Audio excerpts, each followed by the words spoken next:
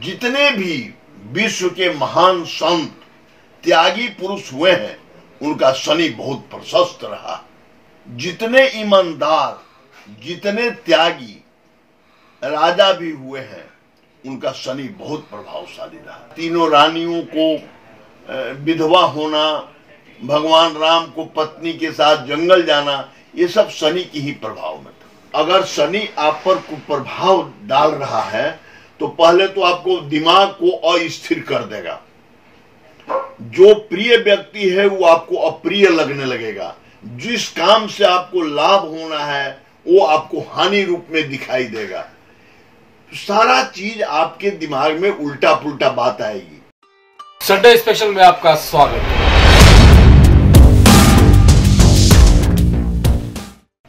दोस्तों, आज का वीडियो उनके लिए खास है जो ज्योतिष से शास्त्र पे विश्वास कर, ज्योतिष से शास्त्र से अपनी समस्या का समाधान ढूंढ। हमारा सौभाग्य है कि हम पंडित विंध्याचल लाल देव जी की बातों को आप तक पहुंचाने में सफल होते हैं और उसी कड़ी में हम आज फिर उनसे बात करेंगे। कई ग्रहों के बारे में हमने बात की है, आज शनि ग्रह के बारे में वो हमें बताएंगे कि शनि ग्रह की पहचान कैसे करें। कोई जातक अगर प्रभावित है शनि ग्रह से तो वो कैसे उसकी पहचान करें। लक्षण, कारण और निवारण सबका इस वीडियो में हम समावेश करने जा रहे हैं, तो वीडियो को अंत तक दिखेगा, आपसे निवेदन है। बाबा, आपका बहुत बहुत स्वागत है हमारे YouTube चैनल पे। धन्यवाद। बाबा, शनि ग्रह की हम लोग चर्चा करने जा रहे हैं। शनि की बात, शनि का नाम सुनते ही लोग कांप जाते हैं, डर जाते हैं कि शनि चढ़ गया है। आखिर ऐसा क्यों होता है? देखिए, दो बात है। पहला तो ये समझ लीजिए कि शनि जो राज है, यदि ग्रहों का राजा सूर्य है तो स्वाभाविक तौर पर उसका पुत्र युवराज होगा और उसको शासन करने की एक उसके अंदर उत्साह है कि मैं बहुत न्याय के साथ शासन करूं। अपने पिता से हट करके अलग ढंग से वो शासन करने की मानसिकता रखता है। शनि त्याग का परिचायक है। शनि में तप बल बहुत है। शनि तपस्वी रूप धारण करता है। शनि जिस कुंडली में प्रभावित रहता है वह जातक स्वच्छ, साधक और त्याग की भाव में जीता है। ये पहला बात जान लीजिए। शनि ग्रह की जन्म कुंडली में दो राशि है, मकर और कुंभ। ये उसकी अपनी राशि है और शनि अपनी राशि पर या अपनी उच्च की राशि तुला पर अगर केंद्र में स्थित होता है तो सस नामक पंच महापुरुष योग बनाता है। शनि जिसके साथ रहता है, जहां बैठता है, उसकी तो वो वृद्धि करता है, लेकिन जिस पर दृष्टि डाल देता है उसको बहुत ही कुप्रभाव में ला देता है, उसकी दयनीय स्थिति बना देता है। कुंडली में शनि को 3 दृष्टि मिली है। सभी ग्रह 7वें घर को देखते हैं, पर शनि 7वें के अलावे 3रे और 10वें को भी देखता है। शनि की दृष्टि बहुत ही क्रूर है, बहुत कठोर है। उसको पचाना सबके बस की बात नहीं है। ये पहला बात जान लीजिए। शनि जब किसी भी कुंडली में दृष्टि डाल देता है तो उस भाव को बिगाड़ देता है। कहता है कि स्थान वृद्धि करो शनि। शनि जहां बैठता है उसकी वृद्धि करता है और अपनी राशि पर तो बहुत वृद्धि करता है। लेकिन शनि की जो, जैसे हम लोग जो है वो शनि की 7.5 के विषय में आप अक्सर चर्चा सुनते होंगे। तो हमारी राशि पर, एक राशि पर शनि 2.5 साल रहता है और वह अपनी राशि पर आने से, हमारी जो राशि है मेष राशि है, तो मीन राशि में जैसे वह प्रवेश करेगा वहीं से हमारे ऊपर उसकी प्रतिकूल प्रभाव शुरू हो जाएगा। मेरे राशि से पहली राशि, अपनी राशि और अपनी राशि के आगे वाली राशि 2.5 साल 3 बार करेंगे तो 7.5 साल हो जाएगा। तो 7.5 साल अब राशि को क्यों प्रभावित करता है? चंद्रमा जिस राशि पर रहता है वो हमारी राशि होती है और चंद्रमा मन का कारक ग्रह है। तो शनि जो है वह मन में दुख, कष्ट, शनि जो है वो चंद्रमा को प्रभावित कर देगा। तो मेरा मन, मेरी स्थिति ऐसी बन जाएगी कि जिसमें हमारे ऊपर हमेशा कोई न कोई चिंता का विषय आते रहे मेरे जीवन में। इसलिए शनि की 7.5 का लोग चर्चा करते हैं। 7.5 यही होता है, 7.5 वर्ष राशि से पहले, राशि पर और राशि के अगले राशि तक का, जिसकी हम चर्चा करते हैं। अब शनि जो है वह कैसे उसको नियंत्रण किया जाए, तो एक तो उसके पिता की मदद ली जाए। सूर्य को आप संपर्क में रहेंगे, सूर्य के रत्न धारण करेंगे तो शनि आप पर अनुकूल रहेगा। शनि के दशा में कभी भी शनि का रत्न नहीं धारण करना चाहिए, क्योंकि शनि, अब मान लीजिए आपके 7.5 चल रहा है, आप शनि का रत्न नीलम पहन लिए, आपकी हानि ही हानि हो जाएगी। ये पहला बात जान लीजिए, क्योंकि शनि उस समय क्रूर अवस्था में, आपको कष्ट देने की अवस्था में, और उसको और आप मजबूत कर देंगे तो वो आपको। दूसरा, शनि को अनुकूल बनाने के लिए जो गुरु ग्रह है, चूंकि वो गुरु है, उसको सभी लोग सम्मान देता है, तो वैसी स्थिति में गुरु की मदद लेनी चाहिए। पीला पुखराज भी पहनने से शनि का प्रभाव बहुत कम हो जाता है। ये दोनों बात समझना है। और तीसरा, शनि के प्रभाव को न्यूट्रलाइज करने के लिए, शनि की दशा या उसकी प्रतिकूल प्रभाव को कम करने के लिए उसका जप और दान करना चाहिए। शनि का वैदिक मंत्र ओम सन्नो देवी रविष्टय आपो भवन्तु पीते सन्नो रवि सर्वन्तुना, यह उसका वैदिक मंत्र है।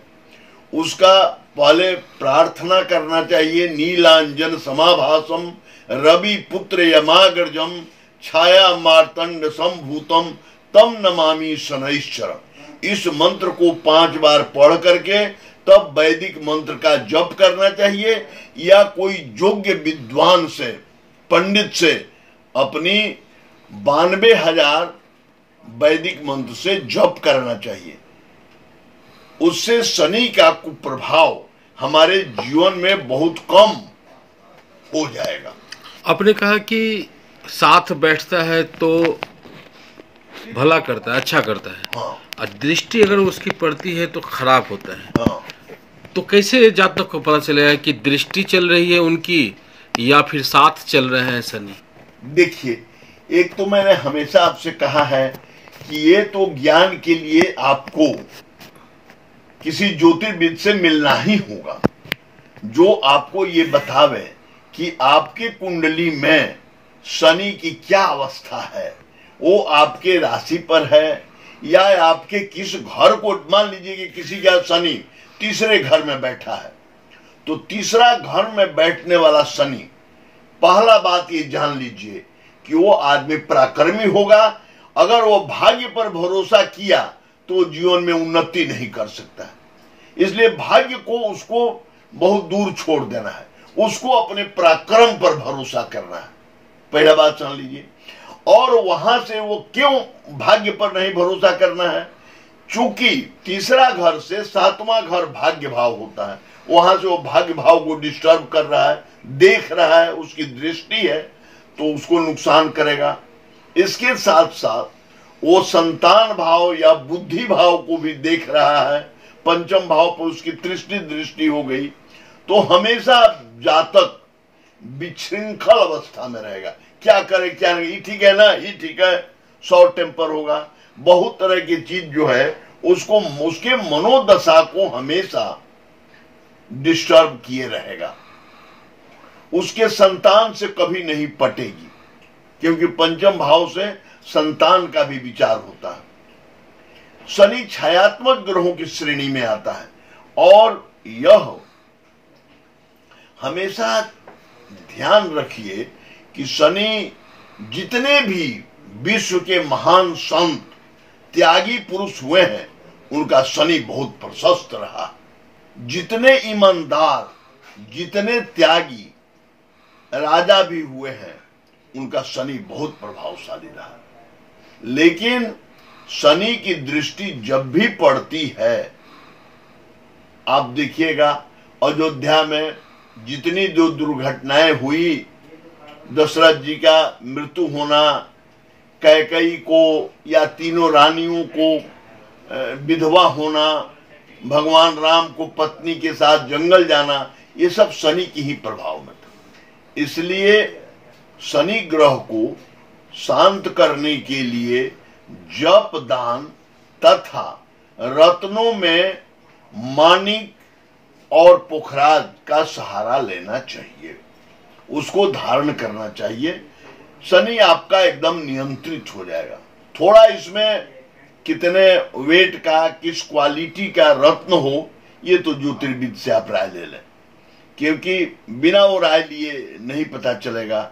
आपके कुंडली में किस घर को आपके माता स्थान में बैठा है, तो आप समझिए आपकी माता बहुत दीर्घायु होगी, माता से संबंध बहुत अच्छा होगा, लेकिन पिता से आपको नहीं पटेगा। आप में शत्रु को नाश करने की क्षमता होगी, क्योंकि चौथा घर में बैठ करके, माता वाले घर में बैठ करके वो शत्रु भाव को तीसरी दृष्टि से देख रहा है। इसके साथ साथ आपके वो लग्न पर भी दृष्टि डाल रहा है। इसलिए आपको अपने भाग्य को नुकसान पहुंचाने में आपकी बुद्धि ही कामयाब रहेगी। आप अपने लोगों को शत्रु बना लेंगे अपने से, उनका दोष देख करके। शनि जब लग्न पर दृष्टि डाल देता है तो ऐसे जातक दोष निकालने में निपुण होते हैं।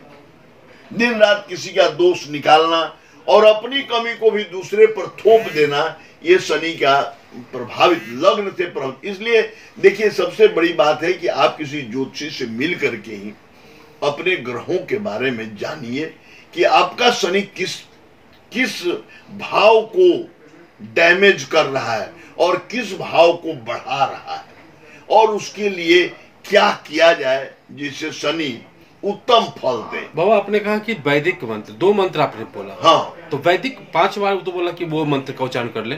5 बार उस मंत्र को जो नमस्कार मंत्र, नमस्कार, जैसे कोई आता है मेरे यहाँ तो हम उसका पैर धोते हैं, उसका पूछते हैं, उसको कुर्सी देते हैं, बैठाते हैं, तो उसी तरह से वो नमस्कार मंत्र है। नीलांजन समाभासम रवि पुत्र यमाग्रजम छाया मार्तंड संभूतम तम नमामि शनैश्चरम। उस शनिश्चर को मैं प्रणाम करता हूं जिसका रंग नीला रंग का है, जो रवि का पुत्र है और यम का अग्रज है, बड़ा भाई है। यम का अग्रज है? हाँ, यम का अग्रज है, ये बड़ा भाई है। और वैदिक मंत्र का कितना बार उच्चारण करना चाहिए? वैदिक मंत्र का तो देखिए, हमारे शास्त्रों में बताया गया है कि कलयुग में मंत्र को 4 गुना जप करना चाहिए। ऐसे शनि का मंत्र 23,000 वैदिक मंत्र के जप की संख्या बताया गया है, तो कलयुग में इसका 92,000 जप होना चाहिए। वो पार्ट बाय पार्ट करना होगा? नहीं, एक साथ, और वो लगातार करते जाइए। अगर अपने करेंगे तो बहुत टाइम लगेगा। आप किसी विद्वान पंडित से इसे करा दें, 2, 3, 4 पंडित रख करके 1 सप्ताह में समाप्त करा दें। अच्छा। और इसकी हवन सम्मी की लकड़ी, घी, तिल आदि से कर देनी चाहिए। और उसके बाद जो दान वगैरह कुछ करना होता है, दान करना है तो उसमें शनि की दान में लोहा की वस्तु उसमें दे रहा है, नीला रंग का कपड़ा, उसके बाद उसमें 5-6 तरह का अनाज ले लीजिए, उसके बाद उसमें सरसों तेल रखिए, उसके बाद उसमें केला माने फल, मिठाई, कोशिश करिए कि काला मिठाई हो तो और अच्छा, और फिर इसके बाद उसमें आप जो है दक्षिणा भी दीजिए, कुश की चटाई भी दीजिए, तो बहुत लाभ। और इसको 4 बार किसी मंदिर में पुजारी को, जो मंदिर की सेवा करता है, जो भगवान की सेवा में है, उसको देना चाहिए। तो मंत्र, जाप और दान और यंत्र, ये रत्न, हाँ, ये 3 विधि से ही लोग शनि से मुक्ति पा सकते हैं। 100%। हाँ। अच्छा, ये जो जातक होता है, शनि जो प्रभावित जातक होता है, उसकी रुचि किस चीज में, जैसे कहे कि ज्योतिष, देखिए अगर शनि आप पर कुप्रभाव डाल रहा है तो पहले तो आपको दिमाग को अस्थिर कर देगा, जो प्रिय व्यक्ति है वो आपको अप्रिय लगने लगेगा, जिस काम से आपको लाभ होना है वो आपको हानि रूप में दिखाई देगा, सारा चीज आपके दिमाग में उल्टा पुल्टा बात आएगी, हम सन्यासी बन जाएं। इसलिए शनि ये त्याग करने में, माने किसी चीज को नाश कर दें, त्याग कर दें, उससे कोई लगाव नहीं रखें, बहुत इसमें वो प्रभाव रखता है। बाबा, आपने इतना महत्वपूर्ण बात बताया हमें शनि के बारे में, उम्मीद है कि लोग इससे फायदा उठाएंगे। आगे अगला बार जो हम आपसे बात करेंगे तो वो किस चीज के बारे में बात करेंगे? हम लोग अब अगले बार में राहु और केतु पर विचार करेंगे। दोनों एक साथ दोनों पर विचार करेंगे, दोनों एक साथ में। हाँ।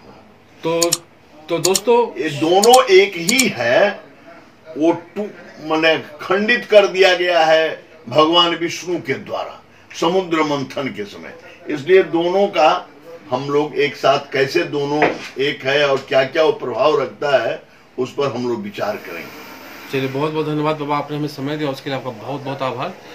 उम्मीद है कि लोग आपके इन बातों से फायदा उठाएंगे। तो दोस्तों, कैसा लगा ये वीडियो? अच्छा लगा होगा, ये मुझे पूरा विश्वास है।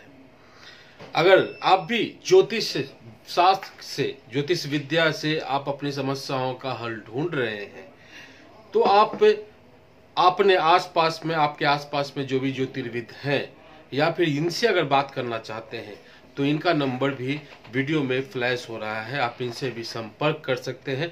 इनके अनुभवों को आप अनुभवों का फायदा उठा सकते हैं। अगली बार बाबा राहु और केतु दोनों के बारे में बात करेंगे, तो इंतजार रहेगा, मुझे पता है आपको उस वीडियो का भी। तो मिलेंगे अगले वीडियो में, तब तक इंद्रसेन का प्यारा नमस्कार। जय भारत, जय बिहार।